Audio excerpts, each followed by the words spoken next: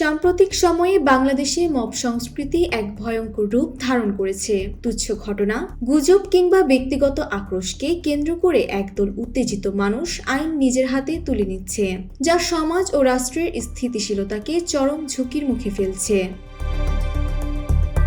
Mob সংস্কৃতি কেবল বিচ্ছিন্ন কোনো সহিংসতা নয়, বরং এটি একটি গভীর মানসিক সংকট। এই প্রক্রিয়ায় যাচাই বাছাই ছাড়াই সামাজিক যোগাযোগ মাধ্যমে ছড়িয়ে পড়া গুজবে কান দিয়ে মুহূর্তের মধ্যে একদল মানুষ সেটিকে সত্য ধরে নেতিবাচক পদক্ষেপ নেয়।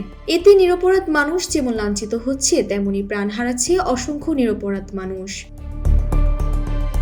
একটি গণতান্ত্রিক রাষ্ট্রে অপরাধের বিচার হবে আদালতে এবং তদন্ত করবে আইনশৃঙ্খলা বাহিনী, কিন্তু মব সংস্কৃতির কারণে সাধারণ মানুষের মধ্যে বিচার ব্যবস্থার প্রতি অনাস্থা তৈরি হয়, যা রাষ্ট্রকে দুর্বল করে দেয়। আজকের এই অনিয়ন্ত্রিত উত্তেজনা আগামীতে সামাজিক ঐক্য পুরোপুরি ধ্বংস করে দিতে পারে।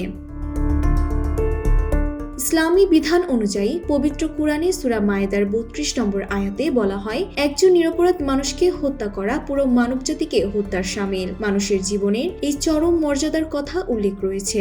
ইসলাম ধর্ম সর্বদা শান্তি ও ইনসাফ কায়েমের শিক্ষা দেয়, যেখানে ব্যক্তিগত আক্রোশ বা হুজুগে বিচার করার কোনো স্থান নেই।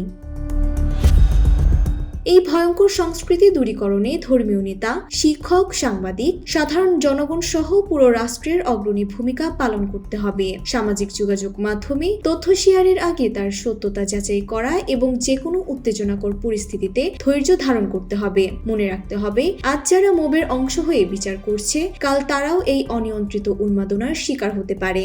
তাই এখনই রুখে না দাঁড়ালে এই আগুনের লেলিহান শিখা পুরো সমাজকে গ্রাস করবে।